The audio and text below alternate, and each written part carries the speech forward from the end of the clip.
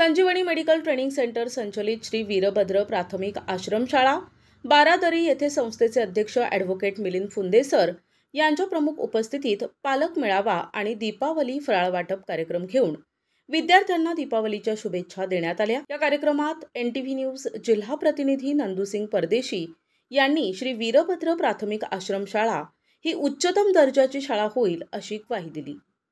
अहिल्यानगर पाथर्डी रोडवर मेहेकरी फाटा येथे असणाऱ्या वीरभद्र प्राथमिक आश्रमशाळेतील प्रथम सत्राची सांगता म्हणून या पालक शिक्षक मेळाव्याचे आणि दिवाळी फराळ वाटपाचे आयोजन करण्यात आले होते।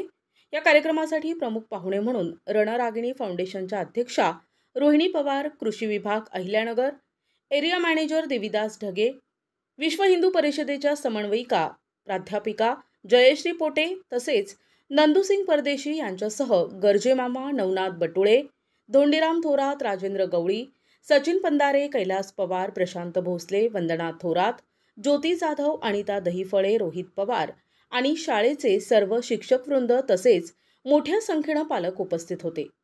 सर्व मान्यवर प्रमुख पाहुण्यांच्या हस्ते विद्यार्थ्यांना दिवाळी फराळाचे वाटप करण्यात आले। या मेळाव्यादरम्यान शिक्षक आणि पालक यांच्यात महत्त्वपूर्ण संवाद झाला। या संवादातून शैक्षणिक कामातील त्रुटी आणि विद्यार्थी विकासासंबंधात सविस्तर चर्चा झाली।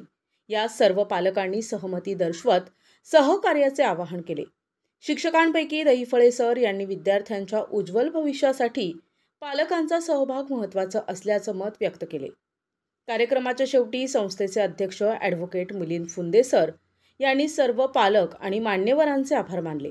शाळेवर दाखविलेल्या विश्वासाबद्दल कृतज्ञता व्यक्त करत त्यांनी शाळेच्या आगामी उपक्रमांमध्ये पालकांचा सक्रिय सहभाग राहील अशी अपेक्षा व्यक्त केली आणि सर्वांना दीपावलीच्या हार्दिक शुभेच्छा दिल्या। तसेच फराळ वाटपासाठी मदत केल्याबद्दल रोहिणी पवार मॅडम, देविदास ढगे सर यांचे विशेष आभार मानण्यात आले। कार्यक्रमाचे प्रास्ताविक आणि सूत्रसंचालन दहीफळे सर यांनी केले तर आभार गर्जे सर यांनी व्यक्त केले। आणि माझ्या बालमित्रांनो दिवाळीच्या प्रथम तुम्हाला सर्वात शुभेच्छा।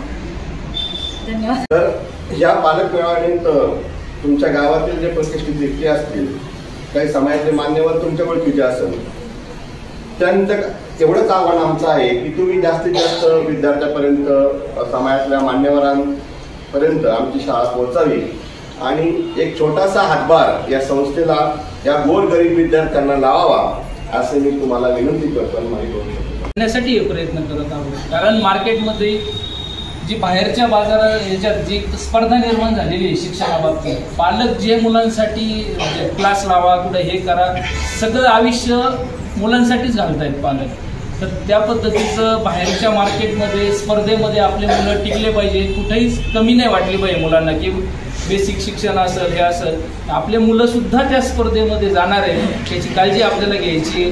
त्या पद्धतीने आपल्याला मुलं वाढवायचे आणि त्यांचं करिअर उत्तम कसं होईल यासाठी आपल्याला प्रयत्न करायचे। तर आज जो योग आलाय असंच आपण पुढचं कार्यक्रमाचं आयोजन करत जाऊ, ज्याच्यामध्ये डोनर असतील, संस्था, कर्मचारी आणि पालक आणि आपले आवडते विद्यार्थी, अशा आपण कार्यक्रमाचं आयोजन करत जाऊ। तसंच जसं आपला रिस्पॉन्स आहे म्हणजे मुली शिकवा बाकीकडे म्हणतात, पण आपल्या शाळेत मी त्या बाबतीत एकदम समाधानी। 50% जर मुलींचा प्रतिसाद, इतर आश्रमशाळेत जाऊ द्या, दुसऱ्या कुठल्या हॉस्टेलला जा तुम्ही, म्हणजे मुलांची संख्या मुलींच्या संख्येमध्ये 50-50 रेशो कुठंच नाही आहे। एकतर 80-20, काही ठिकाणी इतकी दुरावस्था आहे 90% म्हणजे 2-4 सुद्धा मुलींची ॲडमिशन होत नाही आजच्या काळामध्ये। तर मी त्या बाबतीत कर्मचारी असतील, माझे सर्व संस्थाचे जे हे असतील बाकीचे टीचिंग नॉन टीचिंग यांचे पण आभार मानतो की मुलींचं आपण व्यवस्थित काळजी घेत आहोत आपल्या संस्थेमध्ये। तर असंच आपण हे करूया, पुढं वाटचाल करूया आणि मी दिवाळीच्या तुम्हाला परत एकदा मनापासून शुभेच्छा देतो आणि आपले जे आहेत आजचे डोनर ढगे साहेब यांचे मी परत एकदा संस्थेतर्फे शतशः आभार करून माझे 2 शब्द थांबवतो। आणि सामाजिक मदतीतून आपल्याला हे सर्व डोलारा चालवायचं आहे। तुमची सगळ्यांची तारेवरची कसरत निश्चित आहे, परंतु तुमच्या पाठीशी हे विद्यार्थ्यांचे जे सर्वच पालक आहेत, आज या ठिकाणी साहेब आले, मान्यवर आहेत, हे तुमच्याकडे लक्ष देतात, त्या ताई लक्ष देतात, जयश्री ताई लक्ष देतात, म्हणजे जे आहेत ते सर्वच लक्ष देतात, तुम्हाला नेहमी मदत करतात। त्याचप्रमाणे पुढील काळात ज्या तुम्ही अपेक्षा व्यक्त केल्यात ती निश्चित संस्थापकाला, अध्यक्षांना किंवा संस्थापकाला म्हणावं लागेल आमचा एक विद्यार्थी घेतो का, परिस्थिती यायला वेळ लागणार नाही. कारण तुमचं उत्तम कार्य आहे. कारण ते कार्य पहिल्यापासून पाहिलं, मुलांना स्वतःच्या मुलासारखं सांभाळताय. आम्ही ज्यावेळेस फोन करतो त्यावेळेस प्रत्येक सर आम्हाला रिस्पॉन्स देतात. आणि एक ज्यावेळेस समाजामध्ये मी काम केलं, समाजात पाहिलं, तर त्यापेक्षा सगळंच वेगळं वातावरण आहे. आपल्या शाळेला निश्चित चांगले दिवस पुढे येणार आहेत आणि ते चांगले दिवस आणण्यासाठी आम्ही आमच्या माध्यमाच्या माध्यमातून प्रयत्न करणार आहोत. आणि ह्यापेक्षाही चांगले सामाजिक या ठिकाणी निश्चित आणणार आहे आम्ही. आणि तुमचे इतर काही मदतीचं जे कार्य असेल, ठीक आहे, आम्ही वैयक्तिक आमच्या पद्धतीने नाही केलं, पण आम्ही सहकार्य करून इतरांना मदत मिळवून देण्याचं काम करणार आहेत. आणि ही शाळा अतिशय उच्च शिखरावर पोहोचण्याचं आपण सर्वजण काम करू. आज या पालक मेळाव्याच्या निमित्ताने आम्हाला इथं बोलवलं, इथं बोलण्याची संधी दिली, त्याबद्दल तुमच्या सर्व टीमचं मी मनपूर्वक आभार व्यक्त करतो. आता जयश्रीताई मॅडमला त्यांना अनुभव आहे. आम्ही जे मुलांना जे बेस्ट देण्याचा प्रयत्न करता येईल तेवढं देण्याचा आम्ही सतत प्रयत्न करतो. म्हणजे आपल्या ऑफिसच्या कार्यालयाचं सुद्धा व्हिजिट झाली. त्या व्हिजिटमध्ये कार्यालयाने सुद्धा नवीन शाळा असताना चांगल्या पद्धतीचं गुणगान म्हणजे अधिकाऱ्यांचे सेरे सुद्धा चांगल्या पद्धतीचे आम्हाला पहिल्याच वर्षी मिळाले.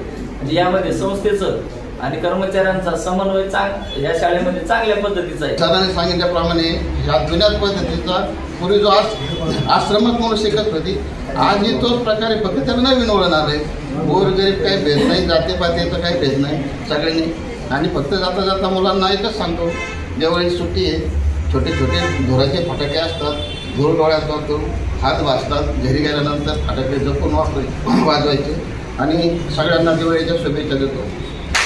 संस्कार वर्ग घेण्यासाठी त्यावेळेला मुलांची अवस्था बघितली होती मी.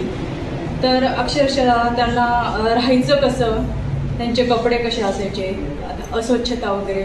आणि आता तेच मुलं आहेत का हे मला थोडंसं आश्चर्य वाटतं की बाबा आमचं मध्ये गॅप झाला की तेच मुलं आहेत का. एवढं म्हणजे मला नाही वाटत. ज्यांना अनुदान असतं, ज्या शाळेला अनुदान असतं ना, त्या शाळेमध्ये पण एवढी प्रगती आणि एवढ्या झपाट्याने प्रगती होतीये.